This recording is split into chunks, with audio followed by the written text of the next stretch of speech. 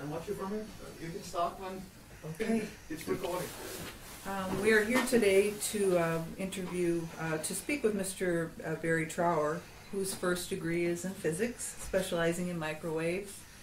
Second degree is in research. And he also has a teaching diploma in human physiology.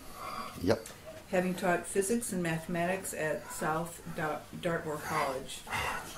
My interview today... That's advanced physics. Pardon me? I taught advanced physics. Advanced physics, thank you. And mathematics. Okay. And chemistry. Wow. And biology. Oh my goodness. Well, that makes it better. Thank you. My interview today will address your statement that that you're contacted by individuals claiming from all over the world, claiming they or specific areas of their body are being deliberately microwaved. And you've been asked, is it possible? And you said, yes, it is possible, and that's why I'm here today to talk with you, because it's a interesting subject and a lot of people would like your input on the information. I am one of those people, and as is everyone in this room, who is claiming to be hit with microwaves or targeted. How would you describe, what word would you use to a targeted individual that we're sensitive to this? Is it, you say it's deliberately being done and you know that is happening? There are lots of different questions there all in one. Yes.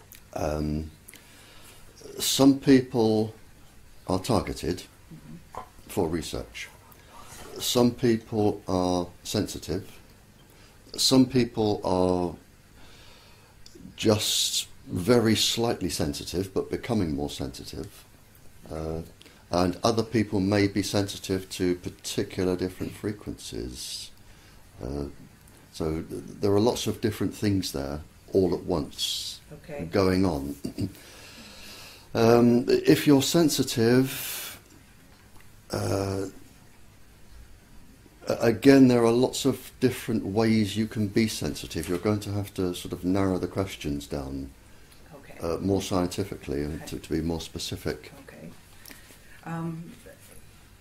I guess if a person is waking with burns on their body or bruises or having difficulty sleeping because of severe pain to their head, the back of the head, things like that, different frequencies. You stated in another interview you have the largest list of frequencies and their causes. Right. I have a list of, this is going back now to when I was questioning spies in the Cold War. I have a list of probably 25 to 30 frequencies which can induce maybe up to 50 physiological and neurological illnesses. The problem we have today is that under the direction of the United States government in 1976, most of the Western countries, Australia, Britain, Canada, and the United States, they were all advised to keep everything secret so that the military and the industry could be protected. You could protect their profit margin. And if the people in the military knew that the equipment they were using could give them tumours, then they could start lawsuits. So the advice in 1976 from the American government was not to tell people the truth, keep it secret. And this is why we have this mess today, is because the industry, what I call the silly boys that are coming out of university these days with their electronic degrees, they just solder all these chips together they have absolutely no idea what's going through people. They don't know the pulse frequencies and that they're going to what they can cause. And so what we have now is really a runaway train. And there will be so many lawsuits if the truth were known and accepted. So many lawsuits that the whole industry would be bankrupt. Now, coming to your other question, you asked about burns in the skin and tinnitus ringing in the ears and bruises on the skin.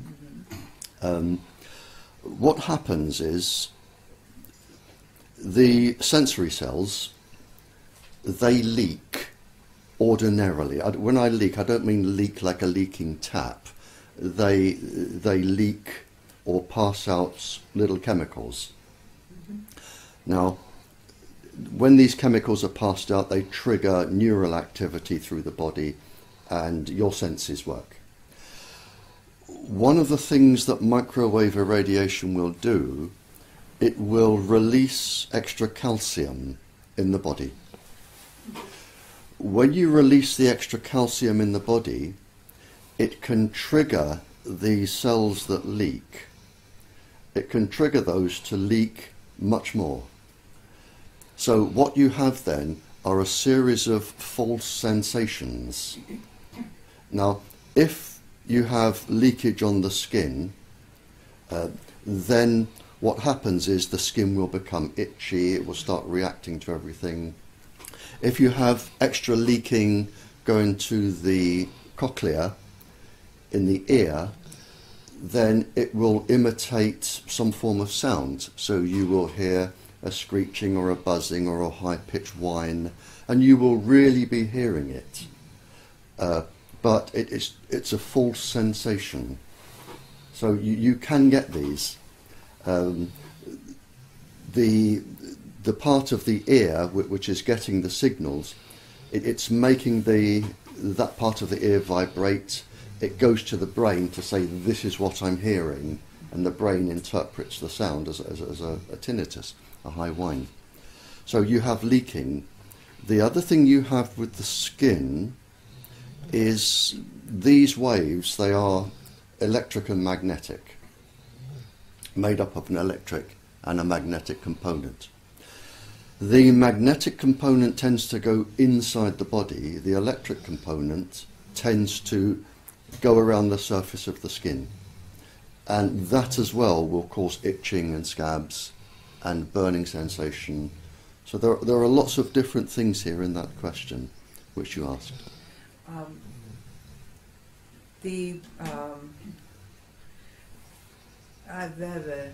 sorry. People, you're saying that, go ahead, Lars. If you get sort of, if you want to just start over and start the question over, so I'll cut that part out. Well, okay.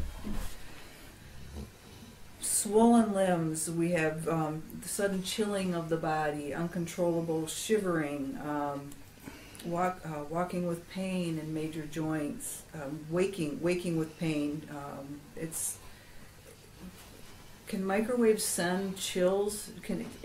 Does it send chills, or does the body receive that frequency and do you understand what I'm trying to say? Absolutely, yep. Okay, thank you.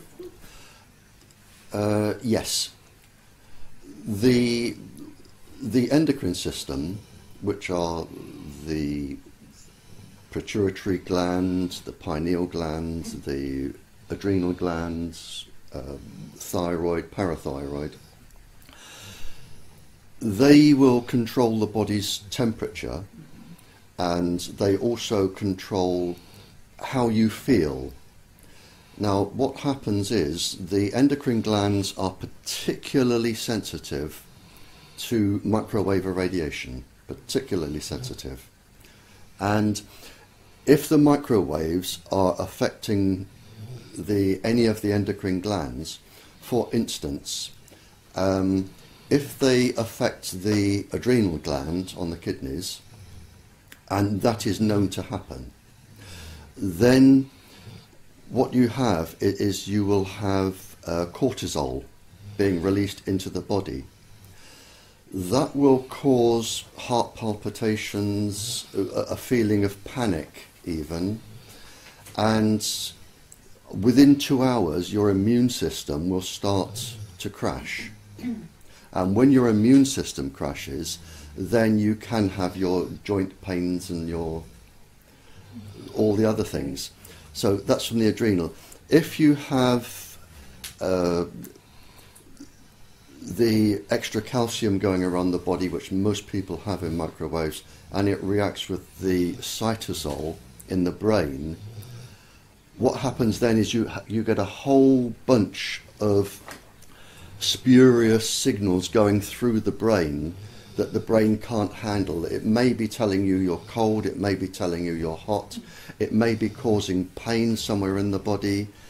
It depends where and how your physiology is made up. But yes, you can get all of those. You can get all of those from microwaves. Those are some of the symptoms.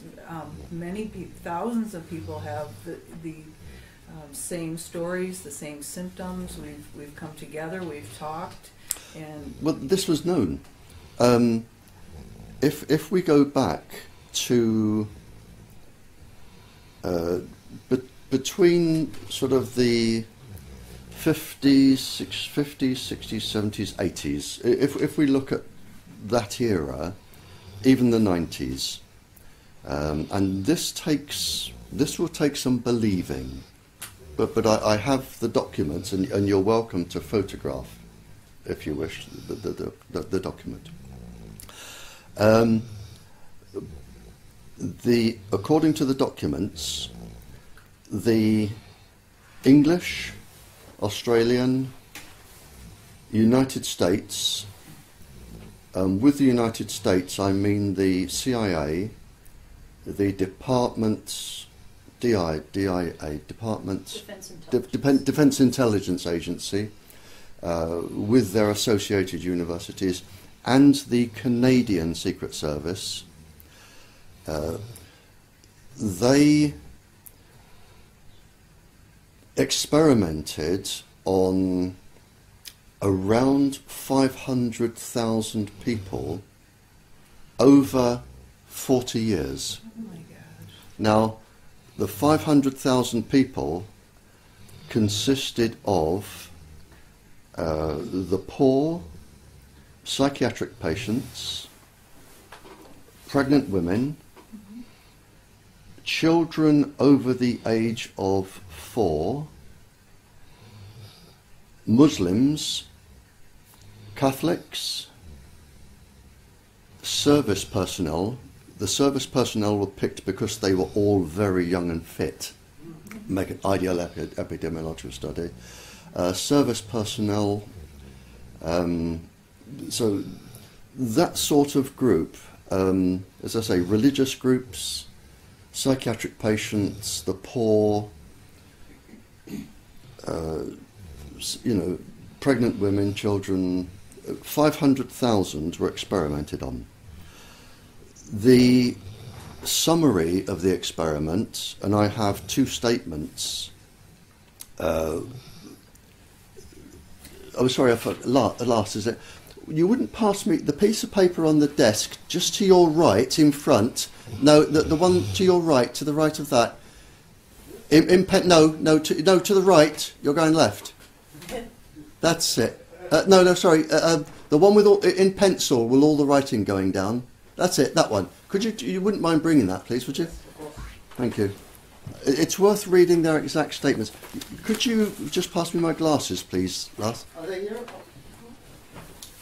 Thank you. This takes some... Thank you. Now, these are 2 statements by... I'm not deliberately picking on Americans. The British were involved in this as well. This is from the... In 1986, after these 500,000 people were experimented on, this is from the Naval Surface Weapons Center, United States. And he said, we can change behaviour of cells, tissues, whole organisms, in other words, any part of the body. We can have a 6 times higher fetal mortality rate, cause birth defects, and induce malignant tumours in human cells. From 2001 to 2007, there was a secret course held. Number 11 on this course, the opening statement was, students will be familiar with current knowledge. That is, cancer, memory, brain dysfunction, damage to the eye, skin, and birth defects from radio frequency microwave radiation. Oh my gosh. So it gives you an idea. May I ask, what year was this experiment taking place? The experiments were 50s, 60s, 70s and 80s. Okay. But they're still going on today. Sure. These are the ones that we have the documents for. Okay. They were under a certain project name? Oh yes, absolutely. In fact, I have all sort of 15 project names. The US government were taken to court with one experiment. Generally, the microwave experiments, they had the letters MK before the code word.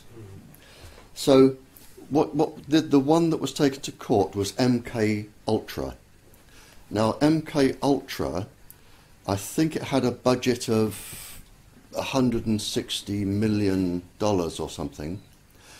And the one project, there were 262 separate human experiments, like on the poor, the children. It wasn't just microwaves. They used all other frequencies. They used microwaves with hypnosis, microwaves with drugs. They used combinations of things.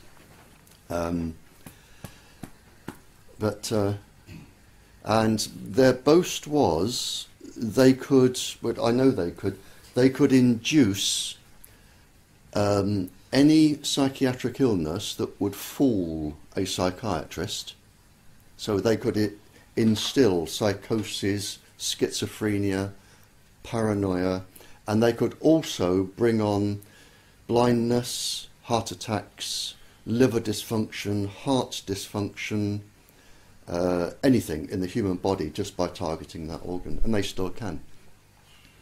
Is there a project name for what's happening currently, or is it under an old project? There will be, but I don't know what it is because that's still under the Official Secrets Act. I can only get hold of stuff I can get hold of from people who send it to me. Okay.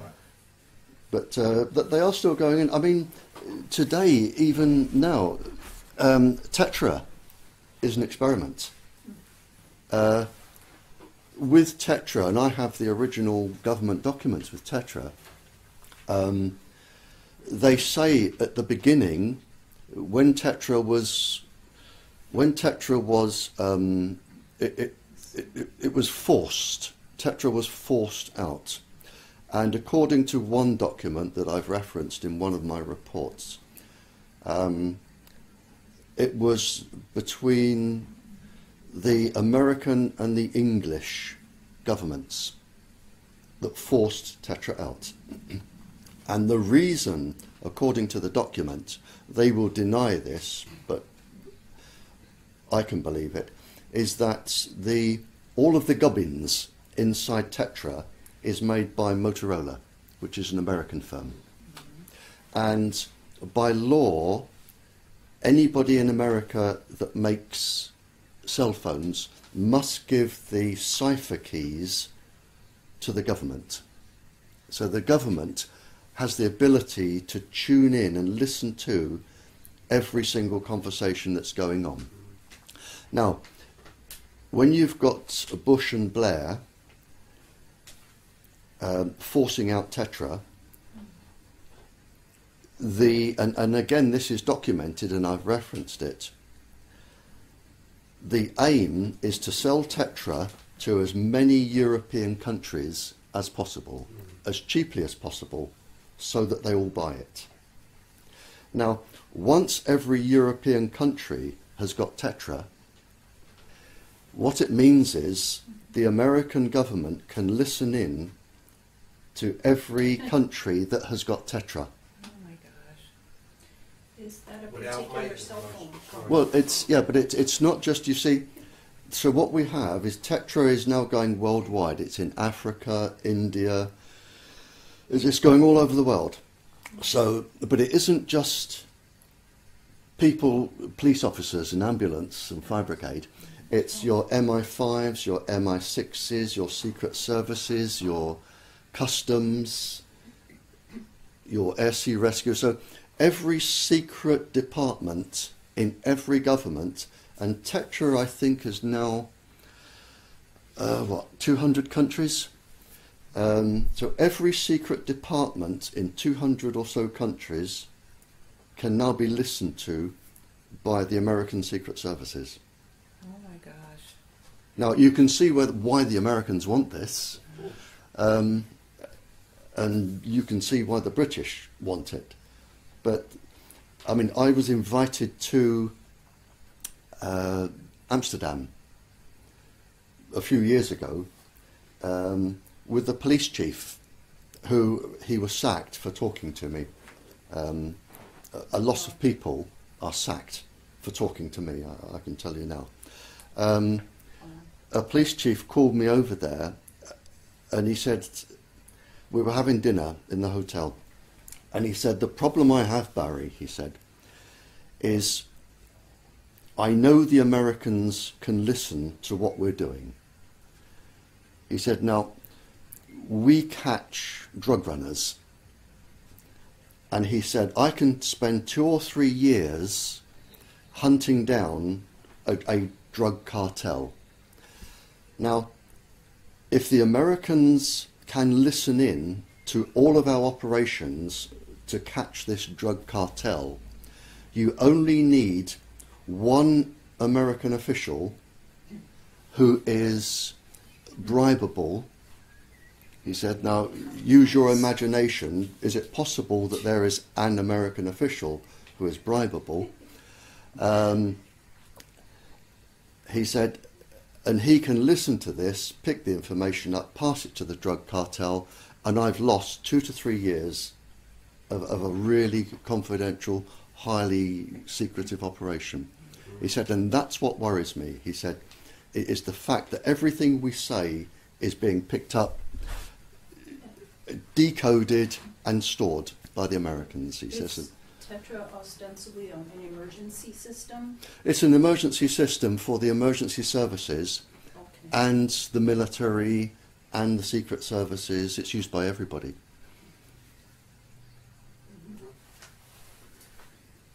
So, But that is an experiment.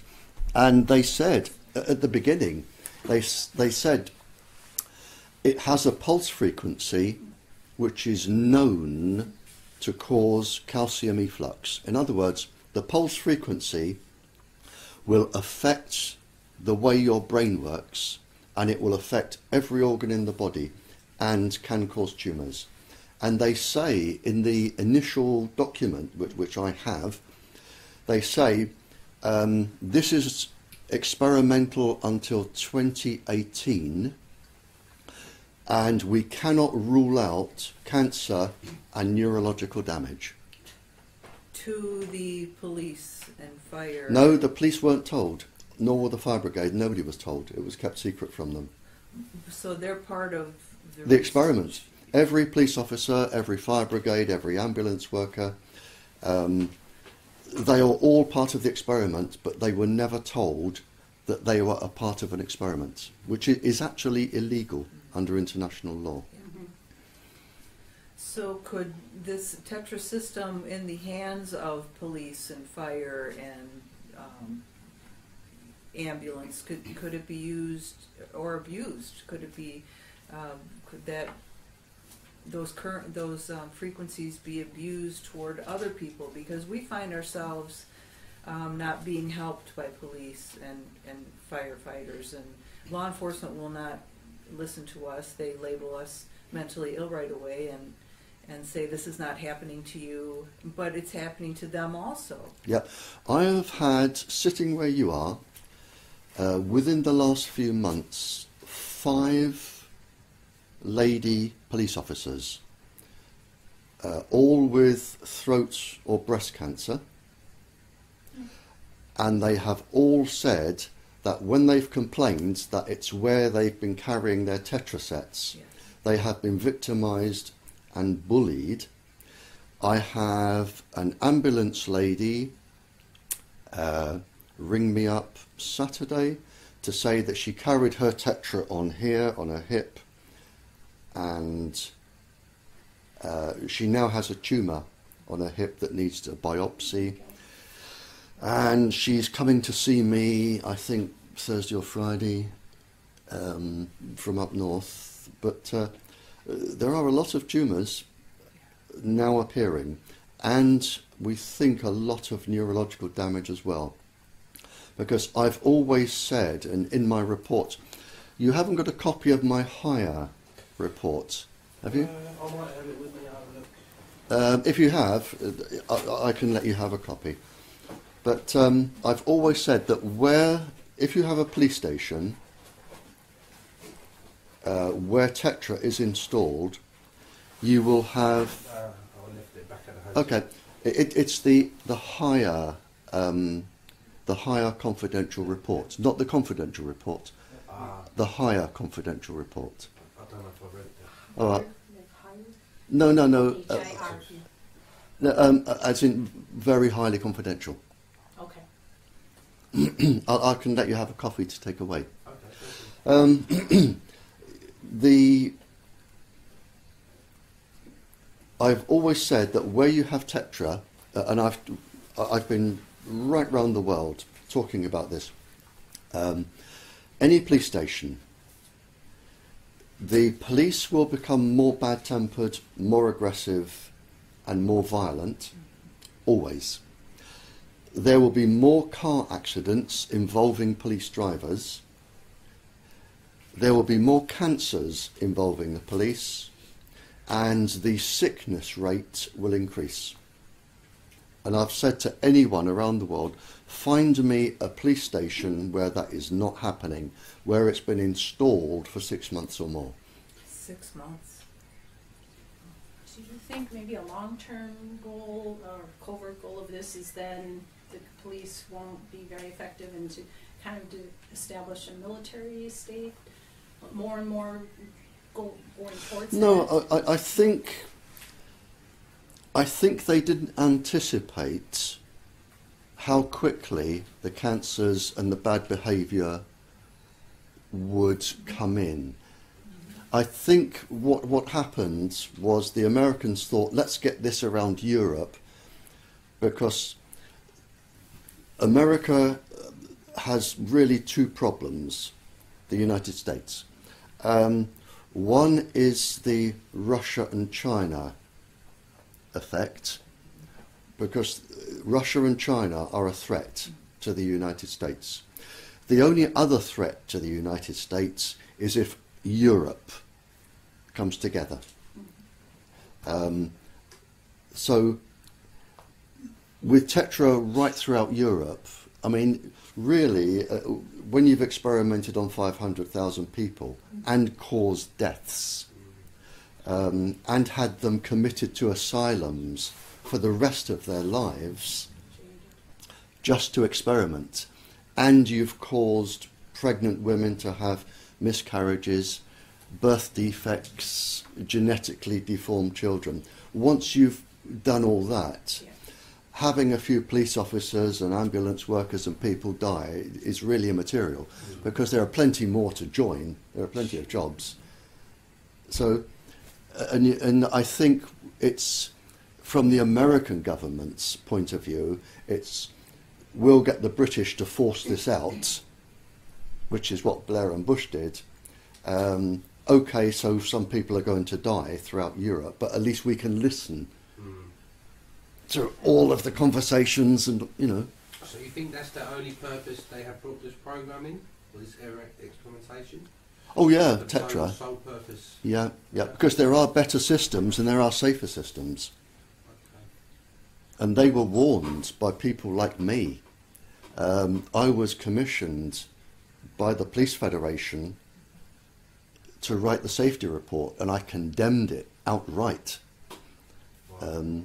And they called a meeting to the police with the Police Federation, with all of the officers, and I was there at the meeting, and they said, "You use it, or you get another job." Right. Simple as that. They said, "Use it, or get another job." And they will not let anybody complain. They follow a system. The police, the governments, the secret services, anybody who has authority in these countries, they all follow the same advice, and it's called active denial. Yeah. I've heard much about that. It's called active denial. The moment you say anything, bang, it's not true, doesn't happen, active denial. No, he's okay, I'll let him at the front in a minute. It's called active denial, and I was going to say, I hope there are very, very few people in the Pentagon who really are this evil, and maybe you don't want to comment about that very much. That's just... it's we're not talking many. Okay. I had a meeting, now I don't know what the equivalent is in Denmark or the United States.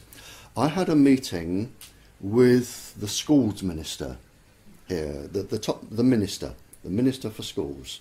He is the top person in the country, responsible only to the Prime Minister. And he runs all of the schools. And I had a meeting with him for 25 minutes. And I said, you must not introduce Wi-Fi into schools, because it is going to cause genetic damage, not to the children in school, but to their children and their children. I shall need to explain this, but we're looking at the school children today. We're looking at the eggs being damaged in the girls. They will have a baby when they grow up, which may or may not have genetic damage, but the real threat is that child, the grandchild. That is where the most of the damage is going to come out. And we've got this. I did a cartoon for the minister, which I can give you a copy if you haven't seen it. I did a cartoon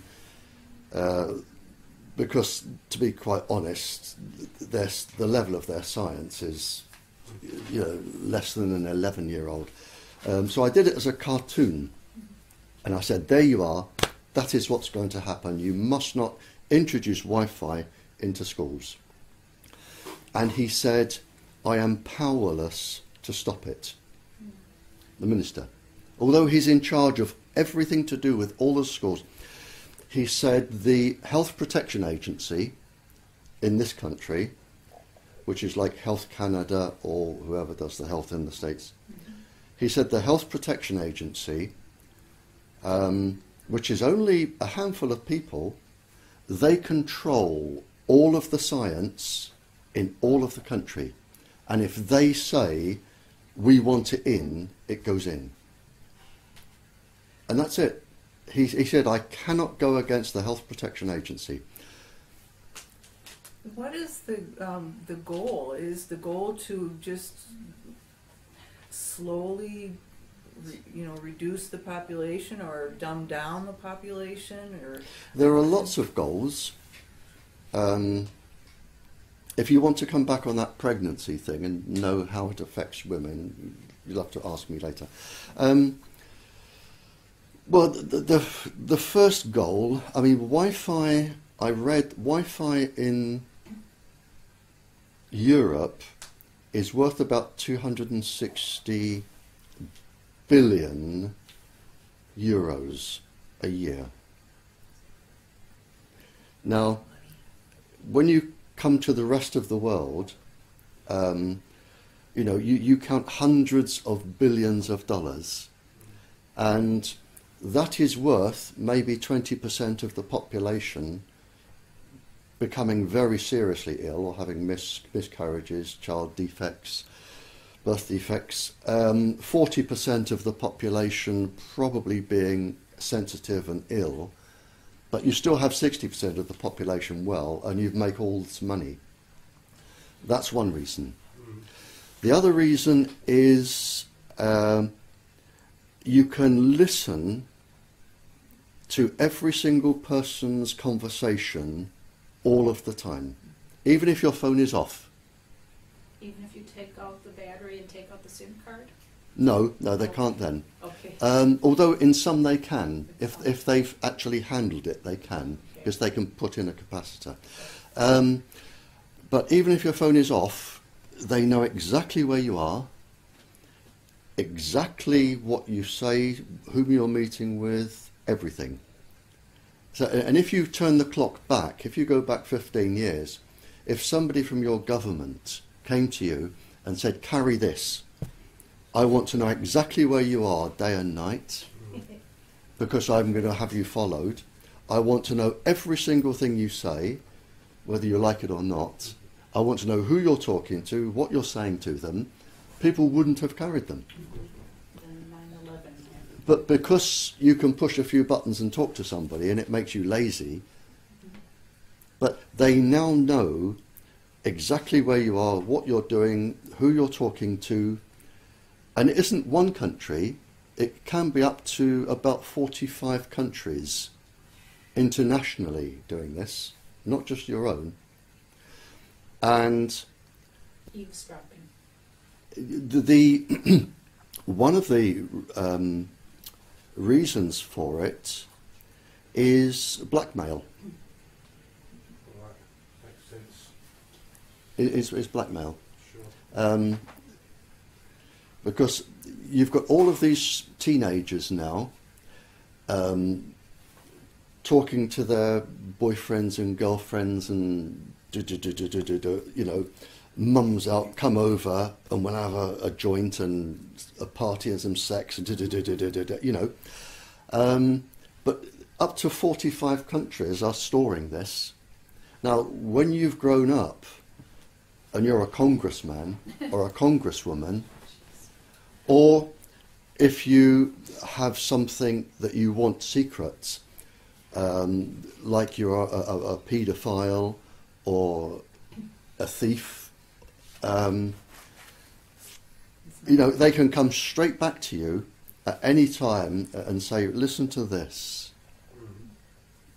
But so you've also got blackmail there, which is a very, very strong incentive for countries. And they monitor every single call in the world. Every single call. And it goes even further, because with the United States, now I'm not picking on the United States, but they have a supercomputer now that not only gets every single message in the world, but also tests it for voice recognition. So if you use somebody else's phone, they will know you've got their phone and relate it back to your phone. I suppose that's just a small purpose of the whole voice recognition system. Yeah, but on top of this, I mean, it's phenomenal what this industry now has the power to do.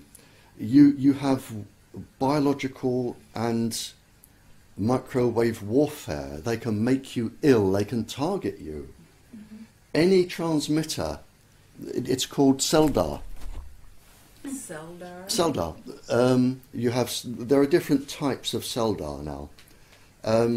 If they wanted to target you as an experiment, or if they didn't like you, what CELDAR will do from any of the microwave towers, any of the hundreds and thousands of them, and you don't even need to be carrying your phone.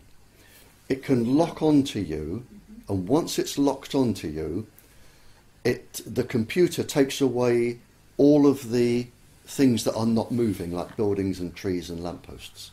So now the computer is following. It's like radar, only from microwaves. So it's now following you, and if you walk up the road, the transmitters will follow you. Do they follow your brain pattern or Your whole body pattern. Okay. Walking, Follow your whole body. how Yep, you yep. walk. And of course it goes through walls. Microwaves go through walls. Oh, You we see. know. So you can be followed everywhere. They know where you go to the toilet, how often, where you sleep, where you go through your house if you go into somebody else's house. And once it's locked onto you, it can just follow you everywhere. So, and a microchip is no longer needed to... No, you can use microchips, but now you can follow people, and if you can follow them, you can target them. And if you target them, you can send pulses to their brain, pulses to their heart. So if they want, they can have you followed, and they can make you go mad, they can give you a heart attack, they can make you go blind. Who is they? I mean, do you know? Yes, you have... We always say they're doing this to me again. Who? I mean, put a name to They this are they. government scientists working. Sometimes they are university departments. Governments have an enormous research budget. The English, United States governments have enormous research resources. And they will employ university departments. Well, would they maybe plant one person, say, on a university project, one or two, but the rest of the people maybe are innocent? Or don't know the full It may be. ramifications? It may be the university department doesn't know that it's actually building something which can be used against the people. For instance, one of the machines they made was in shops, and they still use them. Now, in shops, you can be targeted in shops, and they can beam microwaves and other waves into your brain in a shop. And they also use them in fast food centres. Now, universities develop these under the grant of a government for lots of money. And the university were told it's to deter shoplifters. That's what. Yes. So, but I mean, instead of saying, don't steal this, you can say, if you want to, buy this. It's an influence mechanism. Yeah, yeah. So, I mean, once you've got it, so the university may be innocent in some cases. In other cases, it's certainly not. But the main culprits are psychiatrists, psychologists, doctors, specific scientists who have absolutely no morals or scruples. In this country, I know at least one who is absolutely desperate for a knighthood and will say anything he is told to say because he wants his knighthood. And the other thing is, what's interesting is these doctors and psychiatrists and scientists, they are able to work above and outside the law. And this isn't just the law in this country, this is international law. They cannot be taken to court. People have tried. In Canada, they tried to take them to court, and they said Official Secrets Act. Yes. National State security. secrets. National security, we cannot be questioned. And the people who, they won their case, but not a single scientist was mentioned or charged. In this country, there was a case where it usually takes 50 years to take scientists to court. In this country, there was an experiment carried out on service personnel where they said we want to test different flu vaccines. And in fact, they were nothing to do with flu.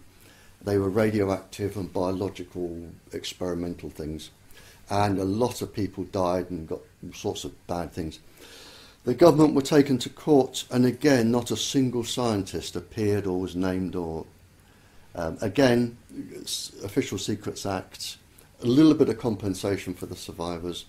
So what we have is scientists who work above and outside the law, and they are protected. So is there nothing that people can do, even though there are thousands of victims suffering from these kind of experiments? Well, you can take them to court, but it takes 50 years for a start, because the government will say, prove it. Right. So they will lean back in their armchairs and say, prove it. And everything you throw at them, they won't reply to. Now, court in this country costs about £100,000 a day. Now, you don't get legal aid for this. There are no charities. So if you want to take them to court, you're looking at £100,000 a day. And I have been involved, I mostly represent the poor in court. Excuse me, it's my stomach rumbling. I mostly represent the poor. But I've represented, I think, 2 billionaires and a couple of millionaires. Now, one of the billionaires, he wanted to take the industry to court. I was the scientist involved. He had his legal team, and he said, I want this industry to go to court. And they said, good, take us to court. And then we looked at what it would involve.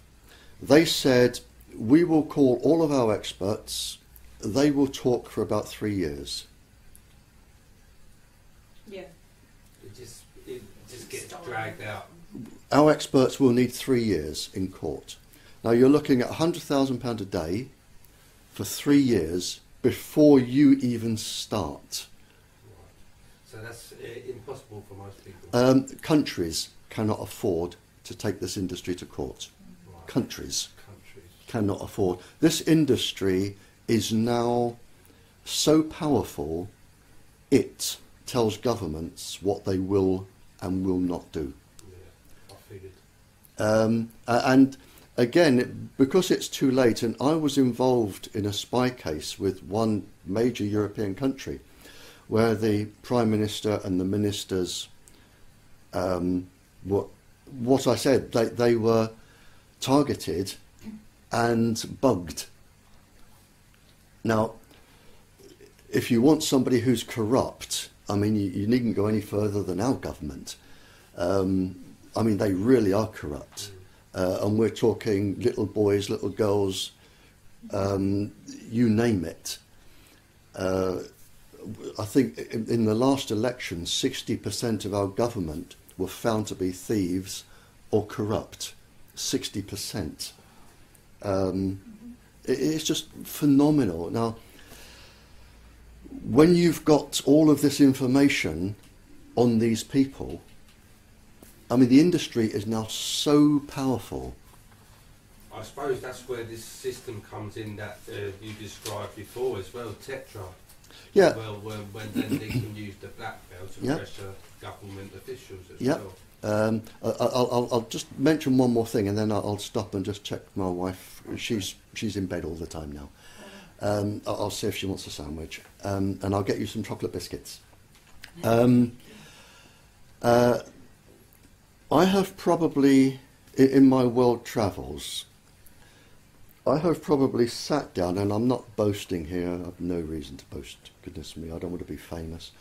I've sat down with 45 to 50 royal people, kings, queens, princesses, leaders of governments, leaders of countries, advisors of countries, all that sort of people. And this all came, I found that when I was talking to these people, they all started telling me the same story. And I found this fascinating. and like a big jigsaw puzzle, and it was one king, and he put the whole piece together. And he wanted a private conversation away from the royal family and all of his advisors. And we were sitting in his garden, just on a garden table. And he leaned forward and he said, "I'll tell you what's happening, Barrie," he said. He said, "Since this industry came into my country," he said, "I am now losing the viability of my country." And I said, "Well, how?" And he said, "The industry they come in with lies. They say, well, these are radio waves, they're perfectly harmless, blah, blah, blah. You'll make lots of money, millions and millions, zonk, 100,000 transmitters." He said, and this was one of the kings in Africa, and he said, "The first thing I noticed," he said, "is that we lost our ants." He said, "Now, that may not seem important, but the ants crawl all over our plants. They don't eat the plants, they lick the juice. But they keep off the insects that do eat the plants. And these are our fruit-bearing trees." He said, "Now we cannot grow fruit." He said, "We've lost our bees and our pollinating insects. So now we cannot grow our crops. People are becoming ill and we cannot afford the medicines." He estimated it was about a 40% increase in the health bill. "Now I'm in trouble," he said, "because I can't feed my people, I don't have the medicines, and this industry is running right across my country." He said, and then the next thing that happens, he said, the countries involved, namely the United States and the Indonesian countries, the two big, apart from, I know, is it Denmark or Norway has a big mobile, but they weren't involved anyway. But the Indonesian countries and the American countries, he said, as soon as they've caused all this chaos, they then come in and say, look, we can bring in fruit, we can bring in medicines, and rather than money, we'll just take a little bit of land, we'll put a military base here, we'll have mining rights for that. And he said, I'm losing my land to military bases and mining. There is mass immigration from these countries to mine. He said, and I can foresee in the future where I will lose the viability of my country. And he said, if I didn't know better, I would think it was a plan to take over my country. And he said, now if you want somebody's country, there's no need to send a fleet of bombers. You just put up masts, transmitters, and it will just happen. He said, and now I've got the military bases and mines and people coming in their thousands to operate these. He said, but I get nothing from them apart from the fact it's all going out. And this was, it was born up, there was a farmer asked to see me, and he said, I was cycling down the road to my farm, I've worked there for 40 years. He said, and there was this man with a gun in the middle of the road, a gun. And the man said to me, where are you going? And he said, I'm going to my farm. I work there. And he said, not anymore. That is our land. And if you pass me, I will shoot you. And I have the legal right to shoot you. This is now a military base. And the chap said, no. He said, it's my farm. I'm going to work. And he said, well, if you pass me, I will shoot you. Go back. And he was sent back, and that was it. So which country was this? The soldier, I hate is American, but this was Africa. This was Africa. Mm. I did a few countries whilst I was in Africa, representing the townships. But now it may have been by accident, but now sort of Japan and the Indonesian countries, and if you think of what Japan wants, minerals, land, oil, it wants a lot of things, Japan. And if you think what America wants, military bases all over the world for missiles and what have you, you know, you're getting it now. But this was the king telling me, Might be worth it. come on, Scoop. So, Debbie, if you want to introduce. Hi, I'm Deborah Paulson here speaking with Barrie Trower, and we also have Stephen Bell and Morris Lipinski asking and speaking with Mr. Trower, asking questions today. I would like to get back to some of the energy that people are feeling. I had called you last week with a question that you said would take rather long to answer, and that was Tinnitus. I remember.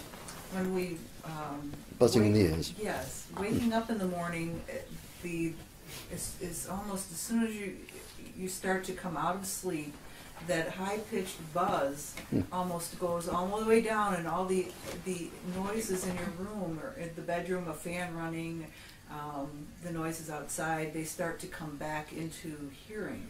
What causes that so that it's all blocked out? Yeah, you did ask me on the telephone, and I did say it's a fairly lengthy answer, but there are several different answers to this. The first I've explained is that the sensory cells, as I said, can leak, because they leak naturally, and if you have excess calcium in the body, microwaves can make the calcium leave the surface of cells and flow around. You can also produce extra calcium if the parathyroid gland is stimulated. So with the excess calcium, you can then get this hearing sensation. That is one. Another is it could be coming from your bed springs. If you have metal bed springs, they act as aerials. And if the microwaves are going through your bed, as they will do, you may have a form of resonance or sound coming from the bed springs. That is another. The most likely answer is if you have water or gas pipes in your house, the microwaves going through the house can vibrate the gas, especially if it's stationary, like overnight. The microwaves can vibrate the gas, and it's like blowing over the top of a milk bottle when it's empty, and you get this. The microwaves could be causing resonance in the gas pipes or the water pipes or any other hollow container. So it could be sensory, it could be the bed springs, it could be the gas pipes, it could be the water pipes. So when people say they hear things in the walls, or that's probably the pipes from the microwave frequencies hitting the pipes? It could be, yeah. It could well be. It could also be that if you are being targeted, it's called synthetic telepathy. Not only can they make sounds in your ears, they can actually put spoken word into your ears, and you can hear proper voices. Now, that was a long time ago. These days, they can put a pulse signal into your brain. they can produce chemicals. One of the chemicals they like to produce is, and I can't think of the name of it at the moment, but it's when you fall in love as a teenager for the first time, Theobromine? and you have this overwhelming trust for the person you're in love with. Sure. They produce that chemical, and they can produce that chemical at the same time you're getting this sound. Now, so you trust the voice. Oh my gosh. Right? Now the voice, depending on what they know about you, I mean, and if they've listened to your telephone calls for years, they will know who you trust and what you believe in. Now, for instance, if you're highly religious, it could be an angel talking to you. It could be God. It could be a spiritual being giving you advice and helping you. And that could come at the same time you have this chemical. So, That's so interesting. so you will learn to trust this voice. You will learn to trust this voice, and we're talking months and years and years and years, the voice will follow you and will help you. And then what they can do is they can then have the voice start telling you what to do for your own benefit. To be subliminal? Oh, subliminal, yeah. Even commit a crime, kill somebody, blow somebody up. Once you trust this voice and you've got this addiction to the voice, so these can happen, and they have happened, and people have been committed, into asylums for this sort of thing. What if you're conscious of that it's happening, and you know it's being done to you, not just something, not subconsciously? What if you're aware of it? Can it control you as easily as if you're not aware of it? I don't know anybody who is immune from brainwashing. I don't know anybody. I think if they want to, they can target anybody. And the reason I know this, I mean, I worked in a psychiatric centre where I believed I was doing good with a psychiatrist, and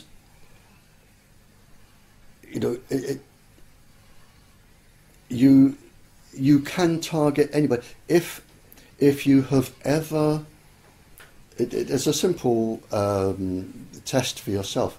If you have ever lost control of yourself, if you have ever cried, if you have ever lost your temper, if you've ever shouted in anger at somebody, if you have woken up 4 o'clock every morning with a baby crying and you thought, oh God, I hate this child, if you've lost control, even minimally, then you can be brainwashed.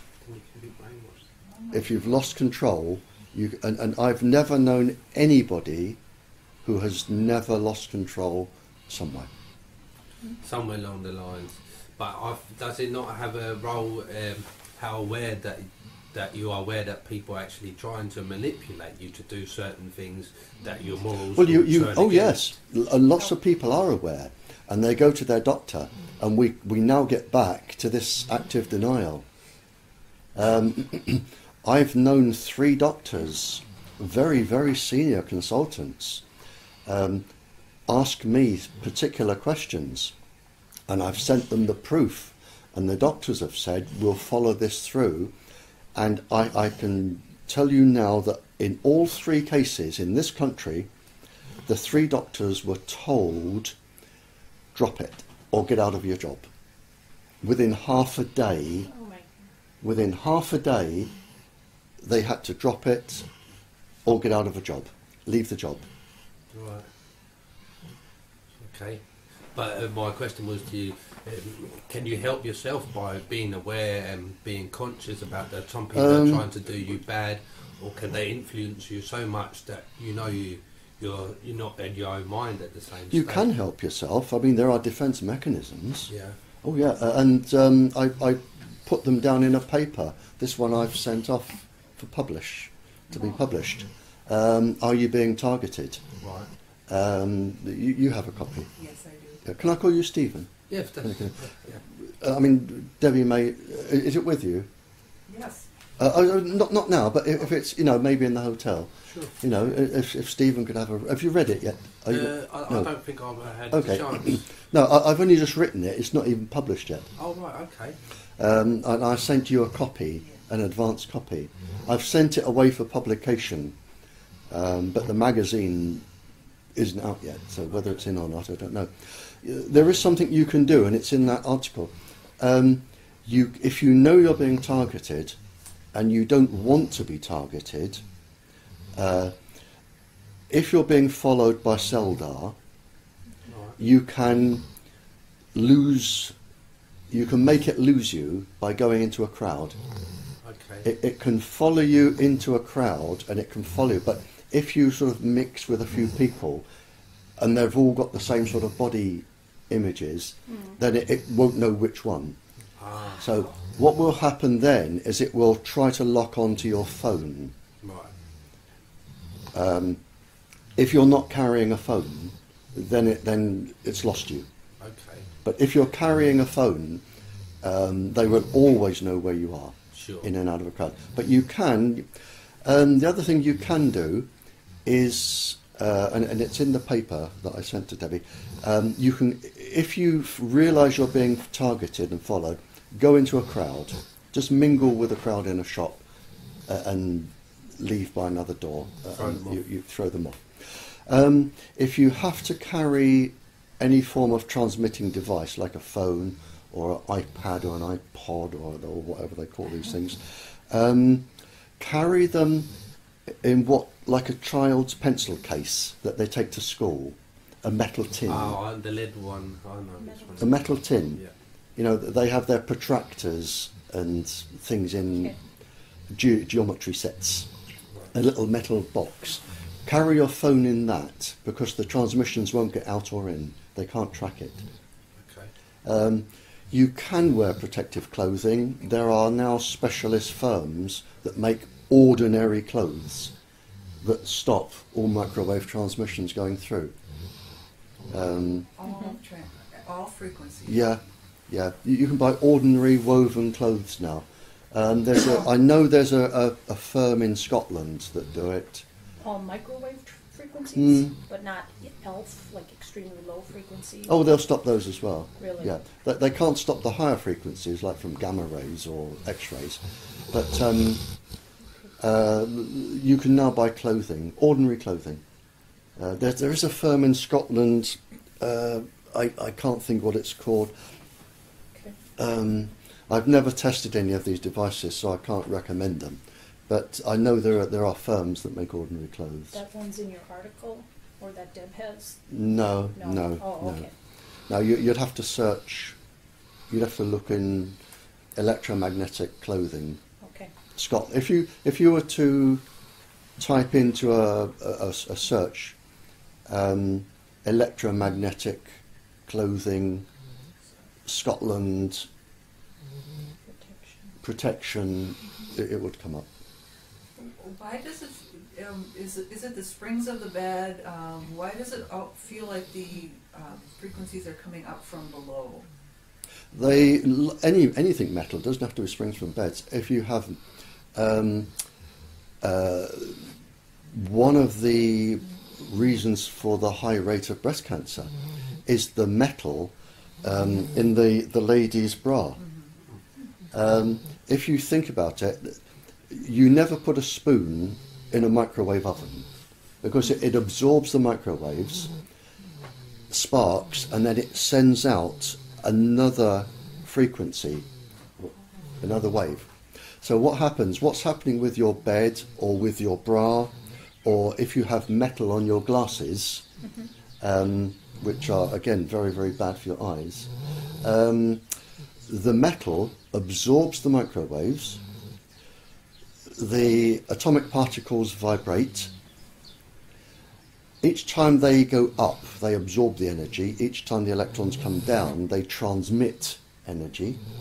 So what you have from your bed is transmissions coming straight up into your body at a slightly different wavelength. With your bra, you have transmissions coming out, but the cup of a bra is a parabola. And what you have is the transmissions are coming out into one small area of the breast of just a few hundred cells. And mammary cells are particularly sensitive to any form of radiation. They don't like to be irradiated. Again, with glasses, you absorb them and then they re-emit onto the cornea, onto the front of the eye. So, you know, you are really sleeping on top of an aerial, a transmitter. When this energy passes through your body, there are certain parts I find that of my body that is always pulsing, like my tailbone is always pulsing, or the back of my neck, my head. Your tailbone? You mean your coccyx?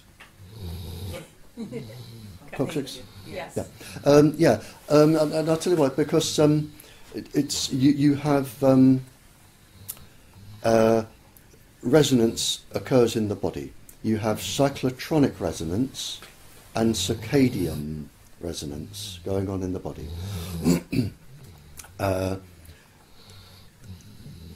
With the cyclotronic resonance is think of a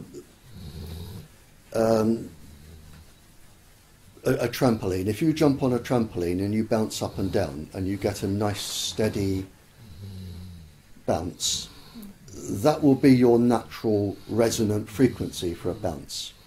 If a 56-stone man jumps on and starts bouncing at his bounce, you have no choice but to bounce at his pace because he will take over. Now that's what happens in the body. The chlorine, calcium, sodium, potassium, the major neurotransmitters in the body, they have their own vibrational speed. Now, for instance, potassium vibrates at 16 vibrations a second. So anything that's vibrating near 16 a second will take over the potassium and change it. Again, with your brain waves, the delta, theta, alpha, beta, they have their own brain frequencies. Sure. It will take over the brain waves. So you have resonance there. Your organs have their own resonant frequencies, which can be taken over. You have circadian rhythms in your body. Your eyes fluctuate at a certain pulse frequency a second. All of your body pulses and fluctuates at its own speed. Every part of your body is vibrating. So what you have with these vibrations is when they come in, it's like the 56-stone man jumping on your trampoline, and your body has no choice but to vibrate at whatever's coming through it. And this is one of the problems we have, because there are some 50, 60 different types of vibrational frequencies coming through. So are they overriding one's own natural pattern of your own body to when Yeah. they microwave you? Yeah. So your body has no other option than to follow what's No, being your body said to has you? to follow. You have no choice. There's nothing you can do to stop it. Okay. Yeah, absolutely nothing you can do to stop it. What about taking a substance that will change neurotransmitters? Like in an article by Persinger, they talk about, he mentions two substances. Which change neurotransmitters. Or which can affect he mentions two substances that can provide some protection against. Well, I mean, you can protect yourself like by taking melatonin, or but it's like taking an aspirin to stop migraine. The migraine's got to come back and stay there. No, you've got to get away from that pulse frequency, and this is one of the problems we have, is that it's what I call the silly boy syndrome. Our Prime Minister has got no idea about this, and the people in the factories that make these have got no idea. The industry have no idea. They're putting all these things out and about, but what they don't do is they don't come and talk to people like me and say, can we see this list? All of this could be safe. The whole communication system could be made safe. There are ways to stop the microwaves causing resonant frequency damage inside the body. There are ways of doing that. But it costs money, and they would have no profit. Right. So they won't do it. And the people making all these iPod and iPad gadgets and baby alarms, they have absolutely no idea about these frequencies and what they can do. They just make a device and put it out. It's a scary thought. Well, I mean, the problem is, you're right, we have now kings saying they are going to lose their countries. We have animals becoming sick, because it's not just us. All living cells are the same deep down. I mean, any blade of grass can read our DNA sequence. Any tree can read our DNA sequence. Because once you get to the cellular level, there really is no difference between the cells in that leaf out there and mine. The only difference is the outside of the cell has a cellulose outside to give it rigidity. But when you get down to the DNA, it's identical. The fact that our DNA makes us grow and talk and move this way, because we only use a very small fraction of our DNA. The plants will have probably very similar chromosomes, very similar DNA, but it uses different genes. It's really all of the genes in the DNA from every living thing is made up of the same 4 bases. Everything. We are all the same. Now, if you're going to affect people, you're going to affect animals. And if you're going to affect animals, you're going to affect plants.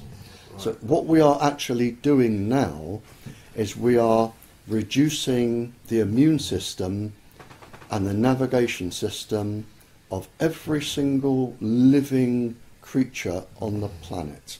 Every single one, without exception. So more this comes into play, and the more this is going to get used, the more effect it's going to have on the whole world as one. When yeah, you're absolutely right, Stephen. I've twice been invited to give the Glastonbury Festival lecture. There's an annual festival here called the Glastonbury Festival. It's a music festival and an intellectual festival down in the West Country, and people from all over the world come to Glastonbury. Twice I've given the anniversary lecture, and on both one of them's on the internet. On both occasions, I've actually said this, that we are now losing. We're losing our forests, we're going to lose our pollinating insects, we're going to lose our crops, we're going to lose all of our animals. And there are, to my knowledge, around 6,500 peer-reviewed and published papers on this that are being totally ignored by the industry and the governments. They've even appeared, 3 of them have appeared in what is probably the best magazine in the world, science magazine, which is Nature. 3 of them have appeared in Nature. And they're still being ignored. For money. because this is a For money. for-profit. Yep. Or, I mean, it may be that you want to destroy the animals and the crops, so you can then come in and offer aid. It may be intentional. I think that's worth speculating about for sure. Well, I mean, it's what the king told me, and he's not the only person that has said that to me. I've been in a country which is an island, and they have to import everything.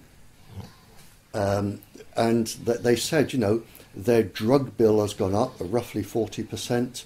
Any little livestock they did have is now non-existent. Their plants are almost non-existent. So now they are totally reliant on the countries importing. And this island is a very strategically placed place for a military base. Oh, interesting. The military-industrial complex. So I think it started out probably as a really good profit-making industry where the secret services could also have a hand in and gain information. Then they've suddenly realised, hang on, we can take over countries. Yeah, and in your opinion, what is the grand scheme? I mean, I don't think there is one. I think it's unfolding and people are deciding as they go along. Really? I find what they do is usually multi-purpose. Yeah, it is multi-purpose. Whether they now have a grand plan, I wouldn't know. But it seems no sign of stopping. No sign of Quite stopping. the opposite. Yep. Well, what are because of these frequencies? Do our eyes become more sensitive to flicker rates? To certain, they do. Yeah, it's the circadian rhythm of the eye. I think is it's very near the frequency of the ordinary cell tower. But there is a lady, and I shall think of her name shortly, fellow of the Royal Society, very, very clever lady. In fact, she took me to dinner. I shouldn't forget her name. And she's written volumes on eyes and how it affects the eyes, because the eyes are moist, and anything moist will absorb microwaves. So eyes will absorb much more than... The only part of the body other than eyes is the DNA in ovarian eggs. They are very moist in the eggs. They absorb 10 times more than the rest of the body. And the only other part of the body I know that can absorb that much in the way of microwave irradiation are the eyes. Do certain gases or sprays, chemicals help frequencies, or have different effects on frequencies and on people? You can get multiple chemical syndrome or sensitivity. In fact, the symptoms of multiple chemical sensitivity, the symptoms are the same as electrosensitivity. And the reason is that once the skin becomes sensitive, it can leak. Not leak as we would see it, but leak atomically. And when you start destroying the fabric of the skin, like the blood-brain barrier inside the body or the other barriers, then other chemicals can leak in, and you can then get multiple chemical sensitivity you can develop that from microwave irradiation. So you can be chemically sensitive, you can become chemically sensitive and or electrosensitive at the same time. Is that the odor, the bad odor we smell, or is that... Well, any odour are really just chemicals that are flying around the air. So yes, anything at all. And I'll tell you who's written a very good paper on this is Dr. Andrew Goldworthy. Dr. Andrew Goldworthy, he was a lecturer at Imperial College, London, for 40 years. Now, Imperial College is the Oxford and Cambridge of London. You don't get to teach there if you're stupid. And he's written a very good paper on this. So the odors, a lot of people say they get bad odors in their nose or in their home. Is that just sensitivity to something that's already there? Well, of course, you actually taste smells. Yes. You don't smell smells, you taste them. Okay. When the gases come in, they form part of a liquid, a fluid, Mm-hmm. and you taste them. Mm-hmm. And once you're tasting them, you have this chemical as a fluid in the body, which can then do whatever it wants to do. Did you mean there be as well, if that can be any gases or medication that can make you more suggestible, or that makes the microwaves easier to pick up on you? Silica dust is one thing I've heard they like to use. It makes us more easily seen in our homes. Is that true? It brings out a... If the sprays have a metal component, for instance, some have aluminium droplets, some have small metallic ions, ION, to make them settle or react. If you have a metallic ion, that will automatically react with the microwaves. If they are iron based, because we have iron in our brains and bodies anyway, and this goes on anyway, but you can increase it. It's called the Fenton reaction. It's an enormously long chemical reaction. The stuff nightmares are made of when you look at it. But basically, if you have iron in the body, as we all do, but you're breathing it in as a form of compound from a spray, it reacts with microwaves with peroxide, which you also have in the body. You take in peroxide in some drinks and in some teas. Now, once you have peroxide, iron and microwaves, you automatically get what's known as the Fenton reaction. And the Fenton reaction, it depletes the iron. So what it does, it starts depleting the iron from the brain, which can bring on early Alzheimer's and Parkinson's, and make you anemic. But at the other end of the reaction, the Fenton reaction, is a hydroxyl ion or a free radical, and that is cancer causing.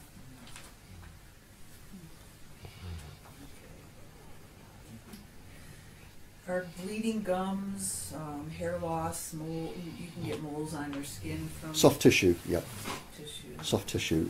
In any radiation sickness, soft tissue is always the first to go. The reason is that the soft tissue in our bodies, the gums, the bowel, the soft tissue replaces itself about every 6 weeks. So if you start damaging the soft tissue, then within 6 weeks you're going to have a bleeding bowel, a vaginal discharge, gum infection, skin infection, skin problems, that sort of thing. It's usually the first sign of radiation sickness. And the body reacts the same, whether it's microwaves or gamma rays or whatever. The symptoms, it's called radiation hormesis. The symptoms are the same, and in fact, to give you an idea of how ignorant governments are, it took 30 years for the lady doctor to stop pregnant women being x-rayed. She spotted straight away that the children were being born with leukemia, where they would x-ray pregnant women, and she told the government, the same government we're talking to, she told them that this was causing, and they said, "Go away, silly girl," you know, words to that effect. And it took her 30 years to get x-rays stopped for pregnant women, because the industry opposed it. That just shows, really shows. It took, and on a similar vein, it took a doctor from Scotland, a very clever man, 20 years. Once he found cholera in feces in water, it took him 20 years to get that stopped, because it would cost money. And smoking is a good example. In 1964, there were 32 university papers linking smoking to cancer. And it took another 30 years to get it. So, I mean, governments and industry, they will hold off for 20, 30 years in every case because it costs them money, and they avoid lawsuits. Sure. So with this, and we've already had people die from microwave sickness, it's going to take a long time, because the industry now is so powerful. It really is powerful. And it can tell governments what they will and will not do and say. And that is the problem. Do you think a person's targeting could be something other than cell towers? Could it be land-based somehow, mobile? Well, it can be satellite-based. Satellite, Yeah. satellite-based. Yeah, it can be from anywhere at all. Yeah, it's not difficult. And the you've got HAARP. HARP, I was going to just say HARP. You've got HAARP, HAARP. I believe there is a similar device in the Soviet Union. We've got one on Cyprus. There's probably one in China. And with HAARP, you can just beam microwaves anywhere in the world, anywhere. And you can target specific houses, you can target entire countries. At the same time. At the same time, yep. So that will be mass control. Or it could be used that way anyway. Yep, I mean, it's in Alaska. The American government say it's for studying weather, but you can just bounce microwaves off the ionosphere to anywhere in the world. Right. For instance, if I were a mad and evil scientist in this country, and I wanted to totally destroy the United States, and I told this in a legal hearing in London to 3 United States lawyers in the case I'm involved in Oregon. If I wanted to destroy the United States, let's say I was an Al-Qaeda, and I wanted to destroy the United States, all I have to do is build a 48 transmitter site transmitter complex like HAARP. I would aim it at the United States. I would think, how would I make the United States suffer? I would go for your wheat fields, because your wheat fields feed the entire planet, and your economy depends on your wheat exports and your beef, so I'd go for both of them. I would think, right, what frequencies will make the immune system suffer in wheat, cellular structures which are known, which would make the beef cattle sick, which are known. I would think, right, I can destroy that country. What I'll do now is I'll make myself $100 billion at the same time. I will grow wheat, and I will grow beef, and then when I've ruined yours and there is a world shortage, I will up my price 20-fold for the rest of the world, and I'll make $20 billion. And I could ruin all of yours and sell mine, and it's that easy. Probably no one else has that capability. except Well, for I mean, the United the Russians, I think, have it. China probably has it. The Americans certainly have it. We have it. So, There's a few countries that have the capability. oh yeah, to do anybody. things I like mean, this. it's microwave transmitters are so easy to make, ever so easy. All you want is a power supply and 48 transmitters, and you're away. But you need access to satellite, obviously. Or is that You don't need satellites. No.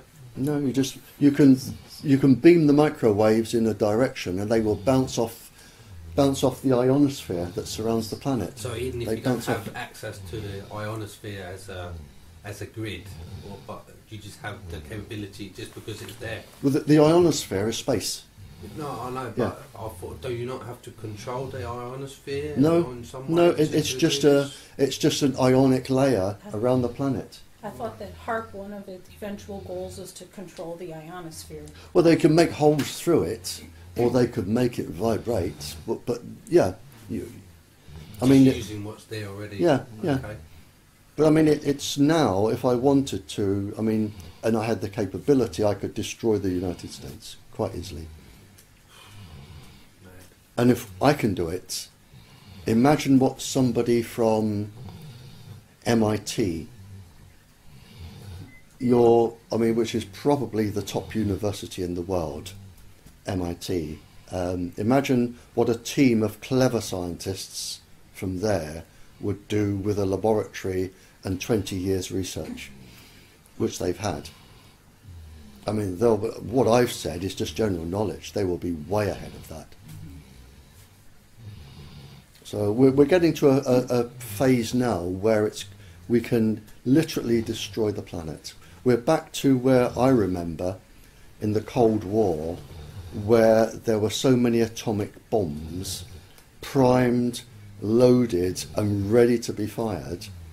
And I can remember when Kennedy was president, and the United States and Russia were within a heartbeat of total global nuclear war. And they had enough atomic bombs to literally rock the planet off of its axis and destroy everything. Yeah, and we were within, especially the Cuban Missile Crisis, we were within, I mean, the fingers were on the button. It only wanted pushing. Inches away. Oh, and it was the Russians at that time, they actually sent their warships to challenge the United States, and Kennedy was ready to push the button, and he was going to push it to launch global nuclear war, and the only thing that stopped it was the Russian president stopped his boats and turned them round. Had they gone on a few more miles, we would have been in total, nuclear war. And we were that close, and we're getting that close again now with microwaves. You'd think that. I feel that, well, I've heard it from a number of sources that the threats that were, published during the Cold War about threats from the Russians were somewhat exaggerated, or maybe largely. Oh, they always are. They always are. Yeah, I mean, even the Al Qaeda is sort of a scapegoat, and some people think they don't even exist. It's a made up thing to get people to give up their civil liberties. The only reason I say it, I think there is a tie-in with these technologies. oh, you're absolutely correct. And everybody, all the countries, exaggerate what they're doing to make the other country worried. Big psyops. Strategy. The One Towers, you are familiar. The Twin Towers, yeah, I remember that. Yeah. The Gwen Towers. Sorry? The Gwen Towers that were put up during the Cold War to if communication went down, the Gwen Towers they're run by the military. Yeah. Ground wave emergency network. Yes. Yeah. It's been said that the targeted individuals are kind of clustered around Gwen Towers throughout the United States, and the bottom 3/4 of the Gwen Towers are now being leased out to the public, but the top quarter is still being used by the military. Oh yeah, yeah. I don't doubt it. I mean, officially, every single microwave transmitter in this country, just ordinary cell towers, every single one comes under the Official Secrets Act. And they've done that to stop people complaining to their members of parliament that they don't want it there. See, once you put something under the Official Secrets Act, you can't challenge it. Not until 20 to 30 years afterwards. No. Right. Well, I have a question for you. Come on, yeah, that's just if you're targeted Yep. by microwaves, Yep. does the weather have a difference? Does it make a difference if there's a clear weather or raining or windy? Not really. Not really. No. I mean, you will get some reflection if it's got to come through rain, hailstones possibly, snow, but generally no. Generally, It no. won't make any difference. Okay, unnoticeable. No. Right. No. Okay. No. Can voices in the head somehow be recorded, or that signal? I think Stephen had a better way to put it in words. Signal be interrupted to be read before it reaches a person. Yeah, well, we were wondering if you can record the signal that's being sent to you. Can it be picked up by an analyzed spectrum, and then afterwards decoded to see what's being sent to you? Yeah. That's possible. Oh yeah. Okay. A spectrum analyzer. I just need to let the dog into the garden. Hang on. You're okay, lass? No, I'll let him into the garden. Yeah. Yeah. Go on, let's go in the garden. Want to go in the garden? Right. Come on, then. He wants me to. No, go on then. Yeah, just leave the door. Yes. Can the signal be picked up? Yes. How does that work? How does a spectrum analyzer work? That it could be read, like Stephen has said. Yeah, we know we can pick it up. The signal is not the hard part. It's more the hard part is decoding the signal to see what's being sent. And we wondered how is it possible and how can you do You it? would need to know what frequencies they're using, and you would need to know how to decode it, but you could. It's I mean, theoretically you can, yeah, of course you can. If you can send anything, it can be decoded. Sure, and recorded. Yeah. Oh yeah, because if I wanted you to hear a voice of an angel, I would send first of all the microwave, which would be the carrier wave. Then I would put the modulations on. Now, if you think of an airport, and think of the conveyor belt that carries the suitcases. It's a big rubber conveyor belt going up to the hold in an aeroplane, or they used to have them. So you've got this conveyor belt like an escalator, or what do you call them in America? Not an escalator. The moving staircase. Escalator. Yeah. So imagine that. Okay, that's the ordinary microwave coming towards you. All of the suitcases that are dumped on to reach the aeroplane. All right. They would be the modulations. Okay. So each modulation, as it comes, it would trigger something in your brain to make speech, just like an ordinary sound wave. Right. So all of the sounds, the colours, everything, they would be modulations. Now, if you're sending sounds and colours and speech and what have you by modulations, they can be decoded. Of course. Theoretically. Well, they can. I mean, what they would have these days, they would have a spectrum analyzer that went through, the big one in America now, in terms of power, the one in America, that supercomputer, and I'm trying to think what its name is, it could listen to everybody in the world making a phone call all at once, individually, and log them. So if you've got a computer like that can scan all the trillions of frequencies and think, well, that doesn't work, but that makes sense. It's like decoding, Right. and that makes sense. I mean, a computer of that power would probably decode it in a trillionth of a second. Okay, thank Yeah. you. Does it make a difference if you're sleeping behind it, or if you're behind, not sleeping, if you're behind a brick wall, a galvanized steel wall, a window, how these frequencies reach a person? Microwaves can't go through metal.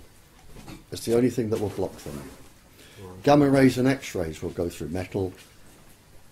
Microwaves can't. So they will go into the metal, they will make it vibrate. But microwaves cannot go through metal. So the best way to stop microwaves is metal. With clothing, they now weave in copper thread or silk thread. Mm-hmm. That stops microwaves.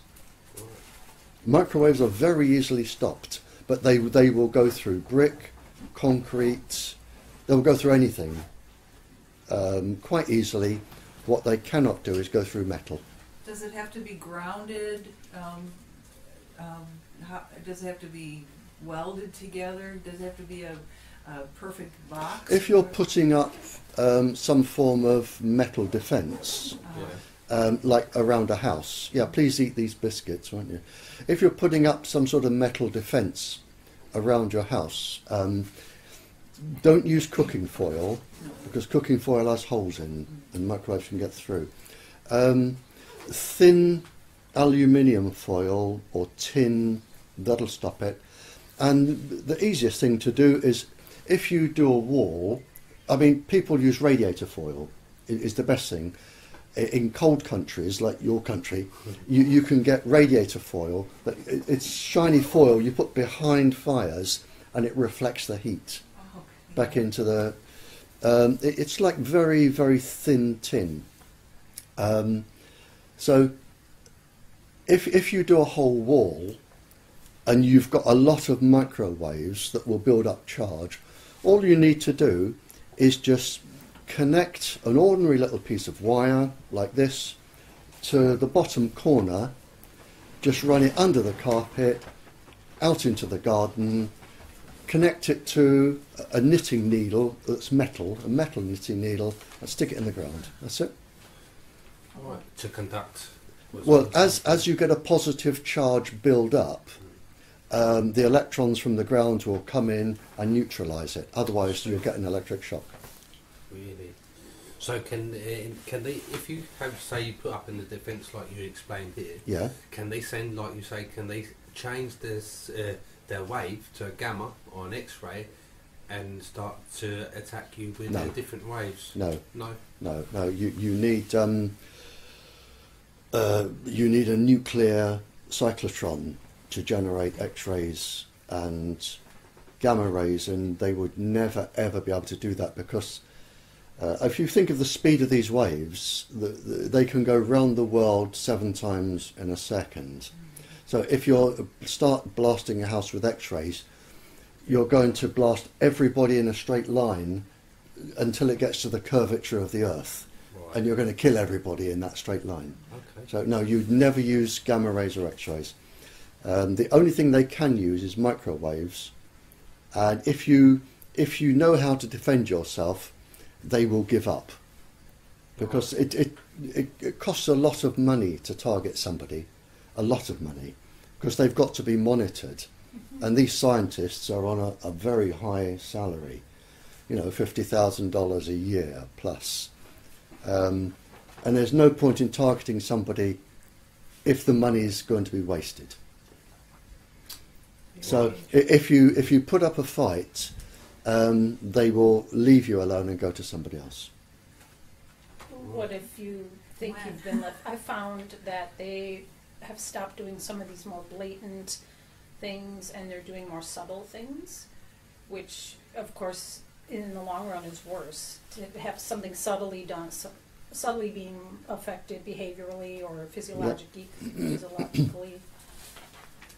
Oh yeah, they Because will. They people will aren't do. sure if they're being Yeah, affected I mean, by there's nothing a scientist likes better than a good challenge. Mhm. So if I'm targeting you and I know that you know I'm doing it, and you decide to counteract this, Mhm. I'm going to. And this is like a crossword puzzle to Yeah. me. It's a Get game. down and dirty. It's a game, and I'm going to think, okay, let's see how clever you really are, and I'm going to do this. And if you, I'll say, well, okay, let's see if you can get out of this one. And it's a game. And these people, they are above the law. They have no morals, They're arrogant. arrogant, and they cannot be taken to court. Well, I think that's where they get their, what can I say, the solitude from. They don't fear nothing because they know nothing can happen to them, or they can't be. Yep. They don't have to answer for anything they do. So No. that's why they're doing extensively all over and over again. Oh, you're right, Stephen. You're absolutely right. And scientists are kicking back, and they are writing papers, but they know that if they expose the industry, and a very, I can give you two examples if you like. Tell me if I'm blabbing on too much about. What I'll give you an American and a British one. In this country, a scientist asked to see me, and he said, "I've had a really bad problem, Barrie," and he was at a top. Still is a top government scientist, and he said, "I've just done an experiment, and this is to do with Tetra." Right. He said, "I've just done an experiment for the government." He said, "I was asked to test the heart and the brain against the Tetra wave frequencies and assess them for damage." And he said to me, "How long would it take you to do that experiment?" And I said, "Well, I would follow the same path the drug companies tend to follow. 10 years. I said I would do cell cultures, and I wouldn't experiment on animals. I don't believe in that sort of thing. I would use cell tissue and body tissue, and over 10 years, I said I would have a fairly good write-up ready." He said, "Do you know how long they gave me?" He said, "Within the hour, I completed both and had time for a cup of coffee. 10 minutes for one, 20 minutes for the other." He said, "Now clearly it came out negative and safe. And all the people were told was that right. the police, was that the country's top scientist Oh, had tested it and found it safe. right. They didn't say it was in 10 minutes. And he said, now I know this is going to cause cancer. What can I do?" He said, "I've got a kid at university, I've got 2 kids at college, I've got a huge mortgage. If I breathe a word of this, I'm going to lose my job and I'm never going to get another one." He said, I've painted myself into a corner. He said, "I've done nothing wrong. They gave me the directions, I did the experiment, I've given them the result." He said, I know morally what they're going to do," he said, "but I've got my family to think of and I don't know what to do." And I said, "Well, I can't advise you. You must do what you think. I know what I would do, but I don't know what you would do." And he kept quiet, and he let it go through. So that's what's happening. That's And he thought of his girl at university and his kids at college, and thought, this is where my priorities lay. That's one example. Another, I think, and I've met this gentleman, I stayed in London with him, is George Carlo. Your American Professor George Carlo. He did a probably a 10-year experiment for the industry. He did a 10-year experiment for the industry. He found that microwaves caused cancer. They said, we're not going to publish. And he said, well, you must, because people need to know this. Sure. And they said, no, we've decided not to publish. And he went ahead and published anyway. Oh, yeah. Lost his job, lost his research job, had his house burnt down. Oh my God. But he had a book that came out. George Carlo, he's Did very sell, famous. called Cell Phone or something. Yeah. I might be thinking of Yeah. something. Do you know how it's spelled, Carlo? You know, Carlo, C-A-R-L-O, George Carlo. Oh. George Carlo. He now runs a consulting, electromagnetic consulting organisation in the United States. He's based in California, I think. And he now spends his life taking on the industry. So if young people are going to go into science, they should maybe avoid having children, because the children, your children, you want to provide for them financially, and then they're more likely to keep quiet. Yeah, but I mean, it just gives an example of what the industry is capable of doing. Another one in America, a very famous man, Henry Lai, L-A-I, professor. University of Washington, ran the whole university research department. He was advised not to talk, he did, and overnight he lost his University of Washington research department. Overnight. Well, I suppose this is why people fear so much as well, to stand forward and tell people what's happening. Yeah, if you say anything, you're out of a job. Yeah. Anything. And labelled crazy. And labelled crazy, yep. I still don't understand, or maybe want to get your opinion of why are we being singled out? Is it because we're fighting back? Is it a game now to these people? Because it's become almost torture. Both. If you go against the industry, they will target you. I know people who are TIs and they've never done really anything. They're very quiet. Yeah, that's the first half. Okay. If you go against the industry, the chances are they will target you anyway. But if you're going to run an experiment, like the 500,000 people, if you're going to run an experiment on human beings, you can't have them know. They've got to be totally unaware that you want to use them. So what they would do is they'll say, well, we'll have so many 100,000 young fit men or women, which are the army or the police. Then we'll have some psychiatric patients and some ordinary housewives and some teenagers, and we want some that are taking drugs to see what the effect is with drugs, and we'll have some that do this and some that work and some that don't, and we'll have a few alcoholics, and it's their base. I suppose it's to get a broad spectrum, as many people as possible from all different places in society. Oh yeah. You've got to. And so those that become aware are more heavily targeted. Those that start speaking out. If you start upsetting them, they will certainly target you somehow. It may be tapping your phone. It may be telling your boss that if you don't stop, you'll lose your job. It may be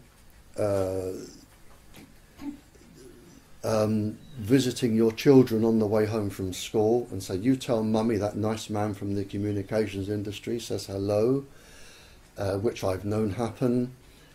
It may be they will follow you, they will let you know, just to stop you going after them. Yeah, I feel that maybe there was someone working covertly who let some of us know, because I really don't think I'm that smart, and I just started sensing things, figuring out things, and I don't know if that person put some sort of algorithms tweaked in to HARP or whatever they're shooting out to let us know and do us a favor on the one hand, because otherwise my life would spiral out of more and more, I would have more and more personal problems with this stuff affecting me. Yeah. So. But they will also target your computers. You will have computer problems.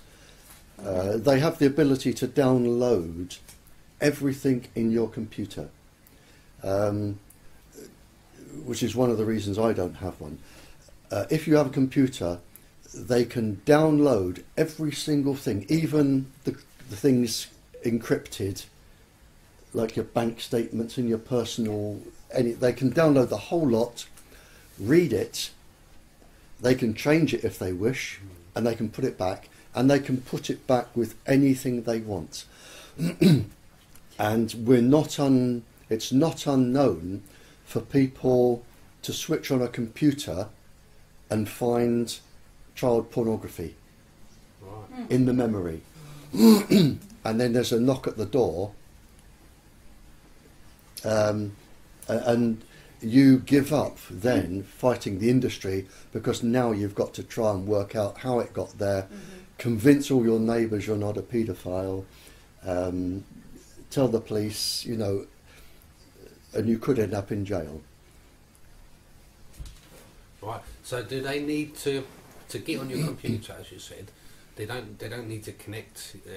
They don't need to do that manually, obviously. No. Do they need to turn on your Wi-Fi, or can they do that from a remote? They can do it from a remote. They can turn your Wi-Fi from a remote. But they can get you anywhere they like with a computer. Okay. I mean, even if you've accidentally answered an email or one of these things and it's a sex site, and even if you've cancelled it, it's still there.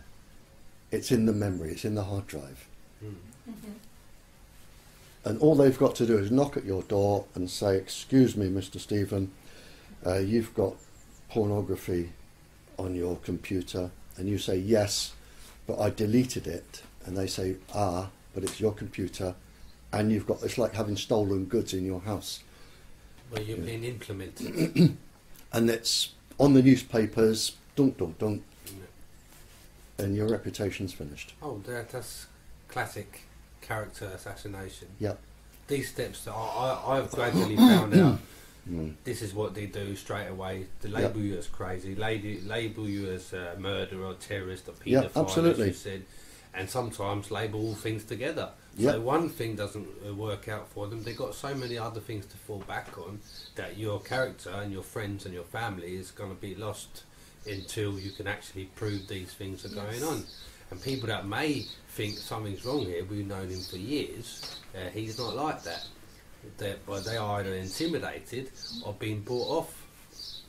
And this is what I found personally. Absolutely. I mean, we've had, when I was invited to speak to the Welsh Parliament. I've addressed several parliaments. When I was invited to address the Welsh Parliament, and it's on the internet, addressed to Welsh Assembly, I think the first thing I did was pay tribute to 5 or 6 very skilled research scientists who all very suddenly committed suicide. Right. Supposedly commit suicide. Yeah. One of them the day before his honeymoon. Oh, please. These were what type of scientists? Well, doing the work that I'm doing. Yeah. In the last... In the last few years. Oh, they certainly give you the idea to commit suicide as Oh yeah. well. As I say, George Carlo had his house burnt down. Henry Lai lost his job. I'm trying to think of the chap in Sweden. What's his name? Johansson. Ollie Johansson. Ollie Johansson, Professor Johansson, Ollie Johansson of the Karolinska Institute, Stockholm, in Sweden. He sent a message out just last week to say his computer is being interfered with, and he's being targeted, and no mail is safe. That's the story of most of us. Yeah. It goes in stages. Yeah. And then we become electronically harassed. Yeah. Right. Can you hear that? I must just go out and feed the birds. They've eaten all their breakfast. They're a good boy. I know. So are you contacted by many people regarding Sorry. our issue? Oh, we're back on. Are we on? We're recording, are we? Yes, sir. Right. Okay. Would you like me to start over? Yeah. Just. I Sorry. apologize. That's okay. Are you all right there? What's the problem? I thought I dropped a little, one of those stick-like chocolate. Oh, don't worry about that. But I don't think I No, he'll get it. Don't worry about that. Oh, it's a finger. Yeah, a chocolate finger. Don't worry about that. Okay. No, he'll find that. He'll be all right. Okay. And then we'll start. Are we ready? Are we ready? It's rolling. So Okay. Do you hear from other people like us who are being targeted? I have around 900 communiques a week. Usually by telephone, because I don't have a computer. The phone goes sometimes almost continuously. Oddly enough, I even get calls Christmas Day and Easter Sunday. I get calls from people who, when they're desperate, they're desperate. Yeah. I don't think I've had a single day when somebody hasn't contacted me, I don't know, for 12 years. Not a single day. But 900, there are a few ladies around the country, and people know these ladies are in touch with me, and they email the ladies. Oh. They send the ladies emails, and the ladies can collect up the emails, and they put them in envelopes and send them to me. So 2 or 3 times a week I'll get a big brown envelope through the door, and it'll be a whole batch of emails, but it works, you know. It's and some people, like in Africa, a township, they clubbed together, because you have to pay for emails, they clubbed together to send an email to a lady who posted it to me for help. You know, and then I can sort of send the message back, or I can, you know, I do whatever I do. So I have what I call an overseas box. I don't accept gifts or money or anything, but when I visit a country, if there is anything left over from the travelling expenses, what I do, I say, you have £20 left over that I didn't spend at the airport. Right. Can I put it in my overseas box? You know, and they say yes. You know, and that goes to Africa and India and photocopy and stuff like that. So other people, many targeted people in Africa as well? Quite a lot, yeah. There's quite a lot of people being targeted, and just a lot of people who are just electrosensitive or being made sick. Just, you don't have to be targeted. Just, you know, we know that probably a minimum of 1/5 of any country's population are going to be ill without being targeted. In the future, or Well, or it's usually as soon as you switch the transmitter on, it's instant. It may take 18 months for all the symptoms to show. It may take 2.5 years, but we know that 1/5 of a country's population are going to be ill within the first 5 years. really. And we've got 14 very long epidemiological studies to prove that, and 2 of them by the industry themselves, when they actually said these microwaves can cause cancer. And still no government listens. Well, no government wants to turn them off. No. They're too useful. There's too much money, too much information. So the government are painting themselves into a corner. I mean, whether they think that when they finish being government officials, they can get on a bus that will take them to another solar system, they haven't thought that far ahead. You know, it's, I can get a knighthood and I can do this and I can do that. And So the same people who know it's harming the public are the people who are allowing it to happen, and Yep. they're being, their health is being affected also. Mm. So it just doesn't make any it's sense. yeah, it is totally ludicrous. Do you feel that yourself? Do you feel yourself you're being targeted in any way? Or? I've had 3 death threats. 2 of them in the forest where I walk the dog, 1 of them at a conference. But to me, it's like the schoolboy bully. Right. And what we've got now is schoolboy bullies that, with the permission of the principal, saying you can bully anyone as much as you like, and if you get any trouble, send them to me and I'll deal with them. Right. And I've never liked schoolboy bullies, and you've got to stand up to them, and if I'm the only one in the world, I shall stand up to them. But I won't be bullied.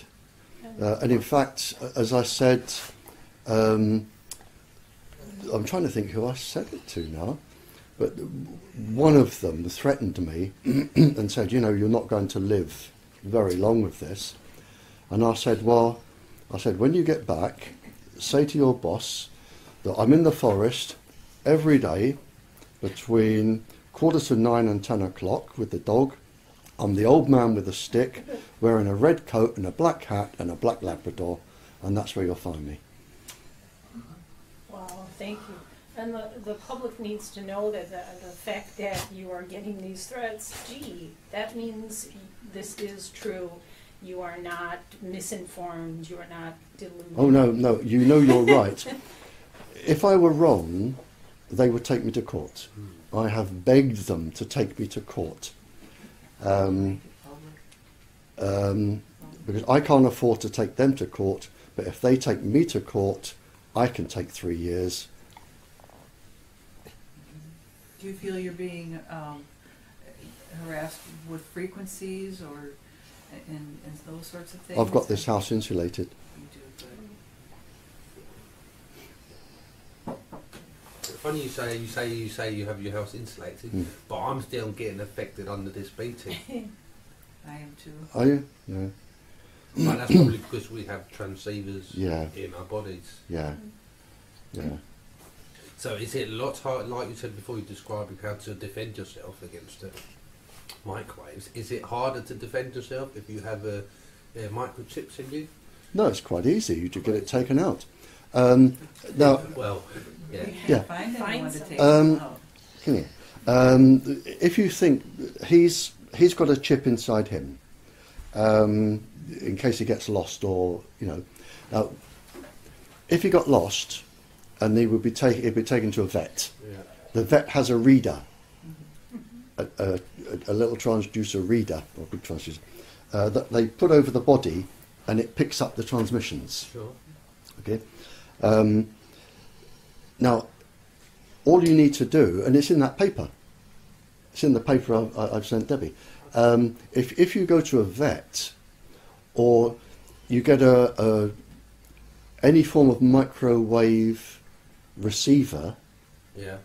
and run it over your body, if you're transmitting, it'll pick it up. Right. So if you get a reader like the vets have, they're very good, those things. If you've got a friendly vet, just say, look, don't run it over the cat, run it over me and see what you can get. Get the reader run over your body. If there's a transmitter in there and it's the right frequency, the reader will certainly pick it up Right. quite loudly, like a metal detector. Yeah. You can use a metal detector, you can use a microwave detector, you can use a reader. Run it over the body. When it beeps, you'll know where it is. Yeah. When you know where it is, what you've got to do is get that particular part of your body x-rayed. Sure. Pinpoint it. It might only be the size of a pinhead. Get that part of your body x-rayed. Then what you've got to do is find somebody, a doctor, that will take it out. Right. Under, local anaesthetic. Sure. Take it out. And once you've got it out, then you've got a case you can win. But until you've actually got it in your hand, You won't have a chance. you haven't got a chance. Right. They'll say you're mad. But if you take it out and you put it under a microscope, any school microscope, and have a look at it, then you've got a case. Right, okay. Because there's only probably one time in your life when someone's had that access to your body. Yeah, you can narrow it down. You can your medical records will narrow it down, and it's quite easy to pinpoint the person. Okay. Well, like an anesthesiologist. Well, I mean, if let's say one is found in your shoulder, there can only be probably one time in your life when that particular part of your shoulder was operated on or treated. But someone could have covertly come in when the doctor left the room, and someone who was ostensibly an anesthesiologist or a nurse or something, and then they just put a little tiny rice-sized something. You may not get the individual, shot. but you'll get the actual time and place. Yeah. But it can be done. They can be read, they can be found, they can be located, and they can be taken out. I mean, just a minor surgery, what we call minor ops here, minor surgery, any local doctor will numb the skin and just take it out. And once you've got it, then you have your legal case. Right. One more question to follow up. There's no problem with questions. Go. Okay. If you now I know I'm chipped myself because I have Yep. checked myself and I've come up Right. positive, and I have chip here, Yeah. in my forehead, on each side of my head, Yep. and each side of my jaw, Yep. and the lower back here. Yep. So, what does the different places where the chips are placed? What effect does it have, and what different kinds of chip are there? Well, you've got 639 muscles, so they can affect any of those muscle groups. Right. You've got all of the nerves running around those muscles, so they could affect the nerves. They could be near the endocrine glands, that would affect the secretions. Right. That could make you hyperactive, or go the other way, it could make you suicidal.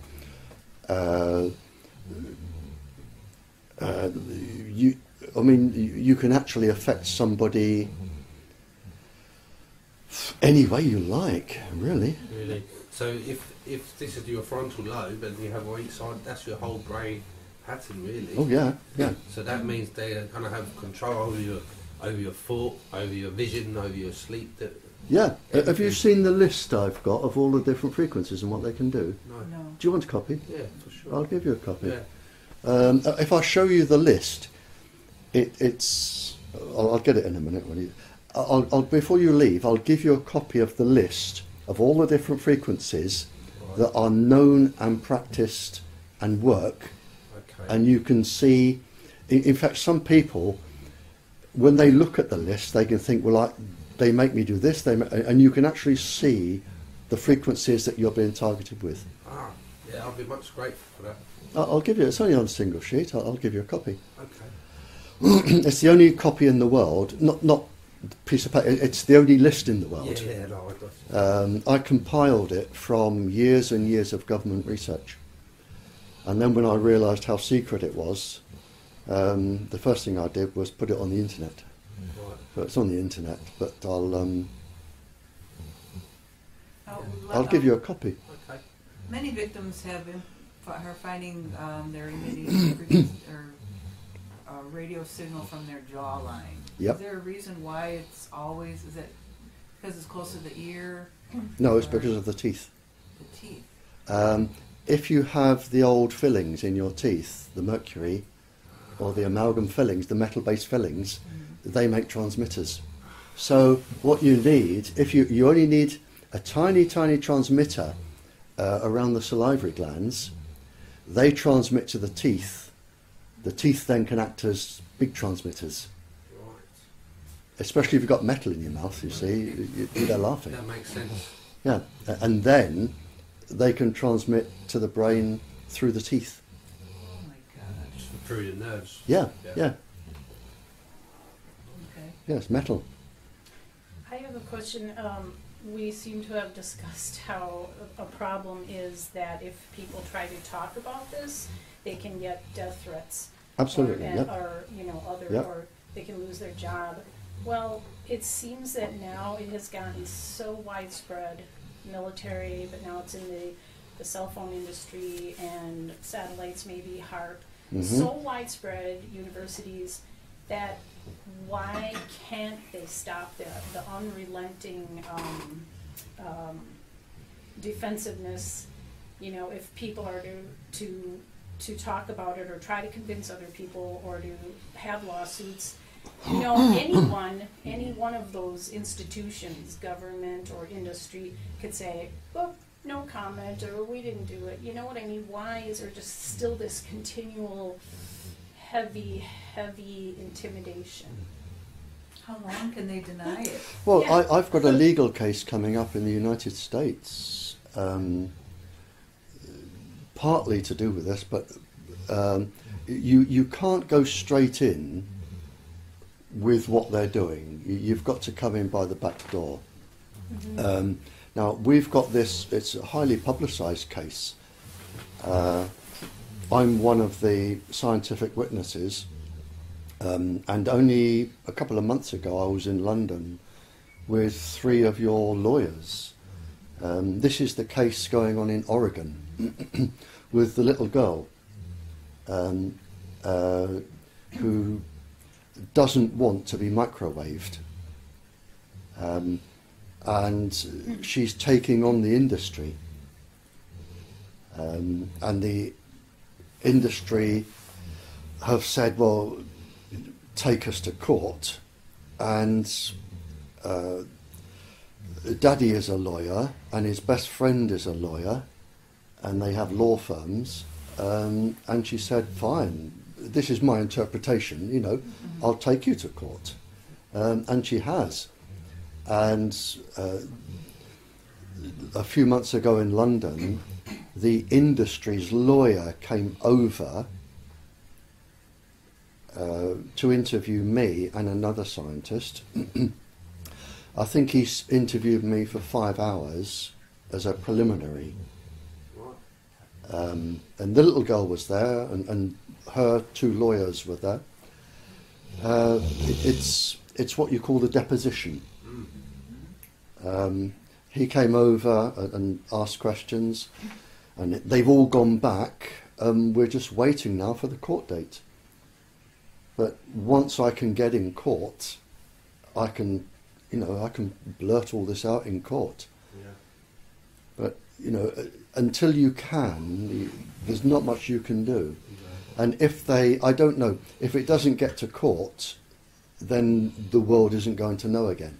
No, I think that's what we really need, or the people need in altogether. It's a few cases to break the ice, so the people and the court system knows that these things are going on, and there are possibilities to trial these people in court. Yeah. I mean, at the moment, people are too busy. They're too busy keeping their families together, holding on to a job, paying their bills. The stress of life anywhere is so great at the moment that people can't stop their lives and put everything in jeopardy to take on the most powerful industry on the planet. They can't do it. Even if they could, they probably wouldn't want to. It's down to people like you and me and a few others Just trying to get to try and get the word out. But We're getting there, but it's going to be slow. As I say, it took 30 years to stop X-raying pregnant women and 20 years to get cholera recognised and 30 years to try and get smoking after it was known to cause cancer. So nothing happens quickly. No. Do you have any questions you'd want to ask us as victims of this? No. Okay. I know exactly what you're thinking. I know exactly what you would answer. I have spoken to hundreds and hundreds and hundreds of people. It's sort of a question to you and a Yeah, comment. that's that, okay. There was a document, and it was called something like Selected Bioeffects of Some Non-Lethal Weapons, and it was supposedly became unclassified. And in this document, they talk about how some of these technologies or weapons affect elasticity of the skin of cells, and some cause epileptic-like waves in the brain in an effort to entrain the brain. Now, I was really somewhat happy when in 2007 I had an EEG. I have never in my life had a seizure, but the EEG showed epileptic-like wave spikes. Mm-hmm. And now here's a funny thing: unless the people doing this to me have done this to quote unquote play me, someone's told me about something called Lyrica. That's the brand name, and it's for fibromyalgia, which I was experiencing along with chronic fatigue. But anyway, and when I said, okay, I'll try the medication. And when there's a whole printout about what the medication can do and then what some of the side effects are, I was really surprised to see this. It said Lyrica for fibromyalgia, blah, blah, blah. And one thing it said was it may help block or prevent some types of seizures in the brain. And when I saw it, I was like, wow, because I don't know anything about the whole field of seizures in the brain. But when I saw that, it was strange, and I do not know if I still take Lyrica. I do not know if it helps me, because I have friends who seem to have worse things happening to them, although I do have my share. They can make me tired all day when it's time, as you know, you've probably heard it all.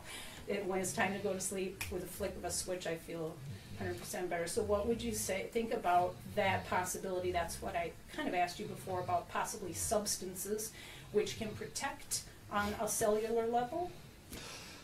Right. Your brain has, in terms of fits and epilepsy, your brain has a feedback loop. Granule tissue, basket cells, and mossy fibres. Mm-hmm. Mossy fibres, granule cells, basket cells, the three of them. Now, those three components make up a feedback loop. Now, by feedback loop, if too much electricity goes into your brain, what this circuit does, rather than have the electricity come out into the brain and start upsetting all the cells, it can feed it around a loop until it's safe to release it in small batches. It's a bit like a fuse, if you like. So it's called a feedback loop. So if you get a surge of electricity, it winds it around this circuit in the brain rather than have it come straight out in the brain. Does that make sense? Yes. Yeah, okay. Right, now what can happen is with microwave irradiation, which generates electric currents in the body, as the microwaves go in, the magnetic field actually generates electric currents in the body. So what you can do is you overload this feedback loop, and once it's overloaded, there is nothing else it can do but get all the electricity out. Hence, a lot of people near transmitters or using phones that have epileptic fits, because it overloads the feedback loop. And the only thing you can do is they do have some sort of drug that can stimulate the feedback loop to neutralize the current, or I don't know how they work, but I know you can sort of do something to the feedback loop that stops it blurting all the electricity out. So it's possible that what I'm taking, I think the generic name is pregabalin or something like Yeah, that. it would have to be some sort of ionic compound that Oh, neutralized or generated something that neutralized the charge in the body, the ionic charge. It would have to be something that produced something that neutralized the ionic charge. It would have to do something like that. okay. Because it's...